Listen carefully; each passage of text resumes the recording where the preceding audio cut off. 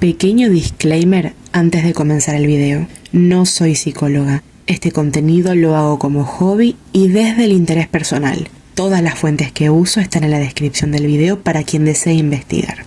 Y sin más preámbulos, bienvenidos al primer video del canal. Si quieres pegarme, pégame. No quiero ensuciarme las manos.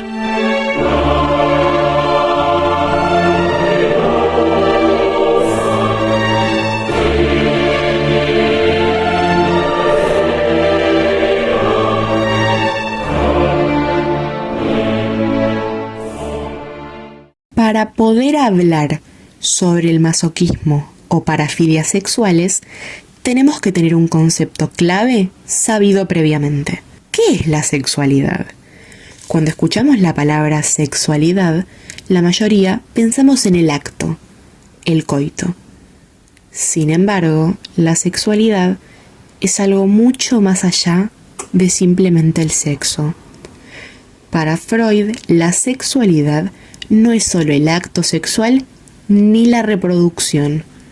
Es una energía psíquica llamada la libido. La libido es la fuerza que empuja al sujeto a buscar placer, a buscar el vínculo, la satisfacción, la descarga de diferentes maneras. La libido atraviesa la vida humana desde la infancia y se expresa de muchas formas, no únicamente desde la genital, porque el placer no es ni consciente ni alrededor específicamente de los genitales. La libido puede estar puesta sobre nuestro propio cuerpo, en otra persona, en una idea o incluso en una actividad. Por eso no está mal dicho la idea de que una persona puede poner libido en estudiar, en crear, cuidar, sufrir, amar o incluso odiar. No todo esto realmente parece sexual, pero para Freud tiene una raíz libidinal. La sexualidad no busca la reproducción, sino el placer. El placer aparece ligado al cuerpo y a ciertas zonas. Puede manifestarse mediante deseos, fantasías, juegos, síntomas, sueños, elecciones amorosas. No elegimos conscientemente lo que deseamos. La sexualidad se estructura a partir de experiencias tempranas, vínculos, prohibiciones y conflictos. Por eso muchas veces deseamos algo que nos genera culpa, angustia o contradicción. Ahora que sabemos qué es la sexualidad, podemos adentrarnos en el mundo de las parafilias sexuales. En pleno año 2026, podemos nosotros ahora llamar parafilias a lo que en la época de Freud era conocido como perversiones, proveniente de la palabra corrupción y depravación. Para Freud, las parafilias no son rarezas aisladas, sino variantes posibles de la sexualidad humana. La idea central de Freud es que la sexualidad humana no viene programada de forma natural hacia la reproducción, como mencionamos anteriormente, sino que es desviable y múltiple.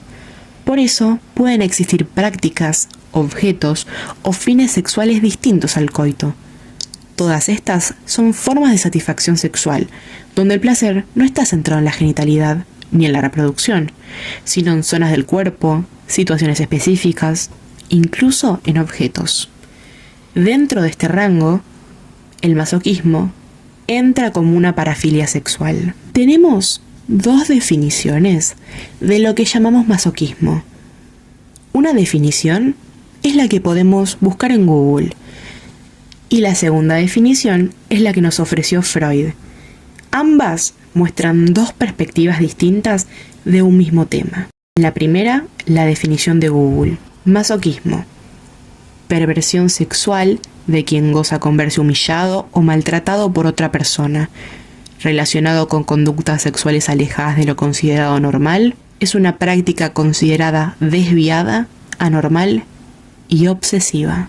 La segunda definición, proporcionada por Freud, el masoquismo es una forma más de la sexualidad, en la que el sujeto obtiene placer a partir del dolor, el sufrimiento o la humillación dirigidos a sí mismo, porque ese displacer está puesto en la libido. A mí me resulta realmente interesante cómo una perspectiva actual, que podemos buscar en un minuto en Google, habla con tanta despectividad algo que en 1900 Freud habló con una normalidad atemorizante realmente para su momento, porque parece que hasta el día de hoy cosas como esta se siguen demonizando. Para Freud, el masoquismo no era algo malo, sino algo salido de la normativa, algo que no encaja en el estándar de lo que está visto socialmente como bien, está fuera de lo que consideramos correcto.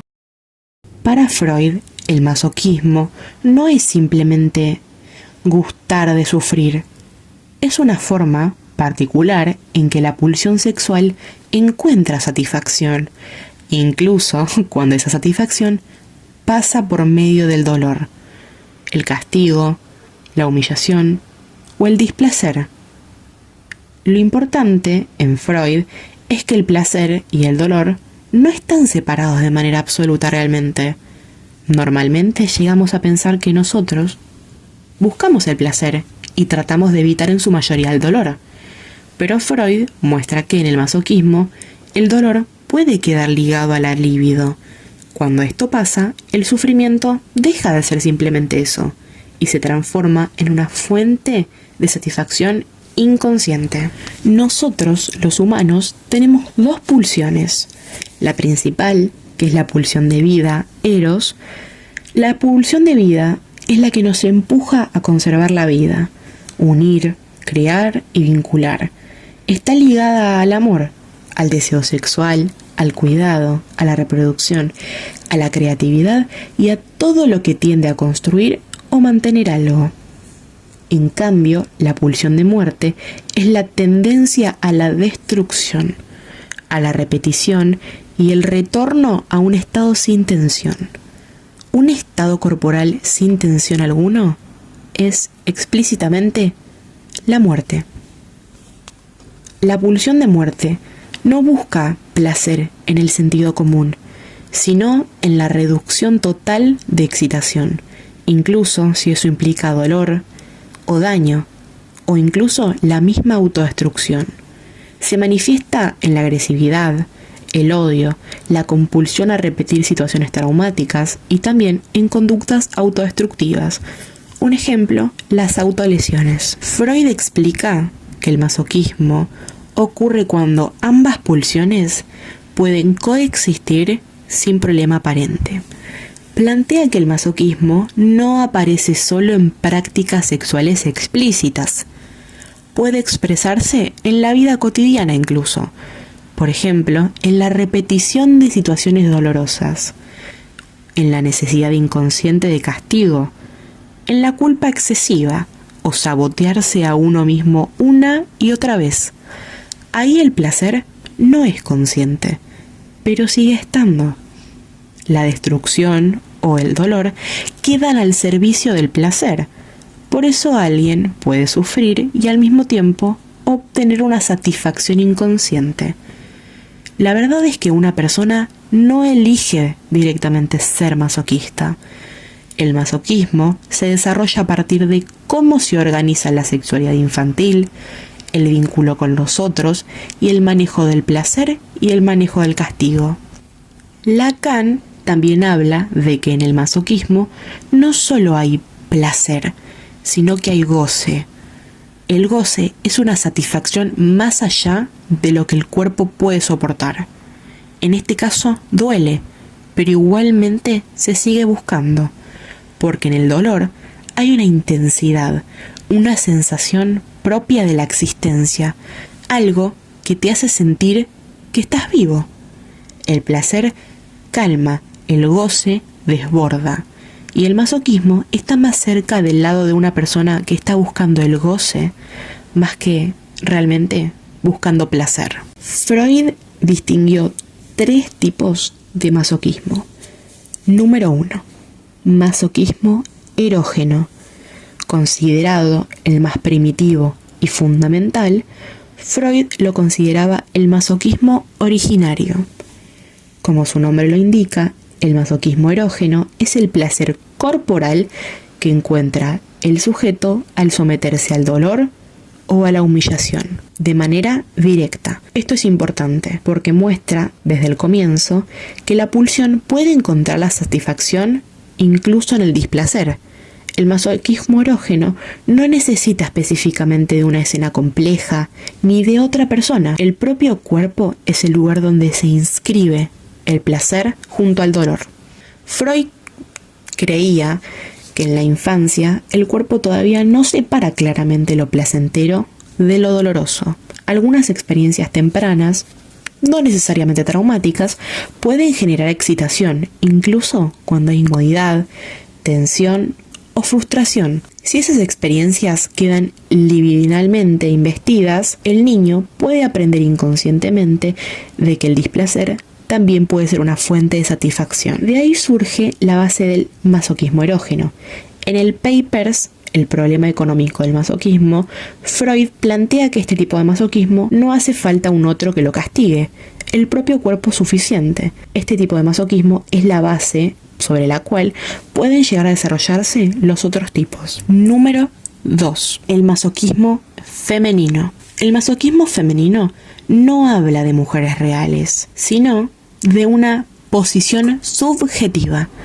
En este tipo de masoquismo, el placer aparece cuando el sujeto se coloca en una posición pasiva, de sometimiento, dependencia o humillación frente al otro. Freud lo llama femenino porque en su época esa era la posición que culturalmente era asociada a lo femenino, pero no implica identidad de género. Lo central es la fantasía de ser dominado, castigado o controlado por el otro. Para Freud, el masoquismo femenino se origina a partir de una regresión inconsciente a una posición infantil de pasividad, combinada con la transformación de la agresión, el sadismo, en algo dirigido hacia uno mismo. Freud observa que, en la infancia, el niño ocupa una posición pasiva y dependiente frente a las figuras de autoridad, ya sean padres, madres, adultos. En esta relación, el niño recibe cuidado y amor, pero también recibe prohibiciones, frustraciones e incluso castigos. Lo importante es que, para el niño, el castigo no implica la pérdida del vínculo. Sigue siendo mirado, atendido, incluido. Según Freud, en algunas personas esa escena infantil queda libidinalmente cargada. Más adelante, en la vida adulta, puede reaparecer como fantasías masoquistas. El sujeto obtiene placer en colocarse en una posición de sometimiento, humillación o castigo frente a otro poderoso. No se trata de querer volver a ser niño de forma literal, sino de un retorno inconsciente a esa posición psíquica infantil, donde la pasividad, el castigo y la dependencia estaban ligados al vínculo y al amor. Además, Freud explica que el masoquismo femenino implica una inversión del sadismo. La agresión, que tranquilamente podría dirigirse hacia el otro, vuelve hacia el propio yo, pero organizada en una escena donde el otro ocupa el lugar de dominador. Por eso, el masoquismo femenino no depende del sexo biológico, no describe a las mujeres, describe una posición subjetiva y pasiva. Se estructura en una fantasía relacional, yo sometido, el otro poderoso. En esto me apoyo con lo que menciona Lacan, y él refuerza la idea de que en el masoquismo realmente lo que únicamente importa no es solo el dolor. En el masoquismo femenino, hablando de este ejemplo, el masoquista se ofrece como un objeto de deseo, no solo para satisfacerse a sí mismo, sino para satisfacer al otro. El dolor se desplaza para poder dar paso a que el placer también esté en el lugar que ocupa el masoquista en el deseo del otro.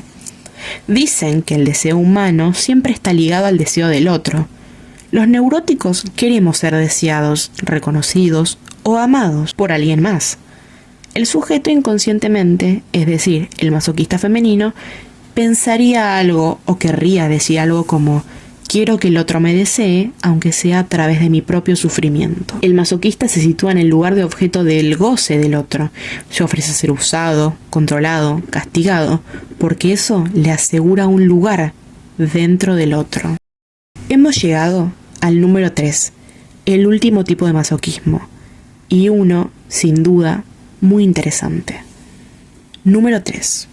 El masoquismo moral. El masoquismo moral va todavía más lejos, porque el sufrimiento ya no parece sexual.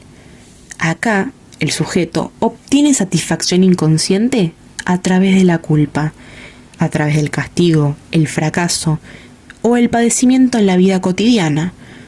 Puede repetirse en relaciones dolorosas, situaciones de pérdida, autosabotaje o una necesidad constante de expiar una culpa. Aunque no haya placer consciente, Freud sostiene que hay una satisfacción inconsciente ligada al sufrimiento. Freud explica el origen del masoquismo moral principalmente a partir de 3 ejes. El primer eje es la culpa inconsciente. El masoquismo moral nace cuando el sujeto siente una culpa que no puede reconocer conscientemente. Esa culpa exige un castigo.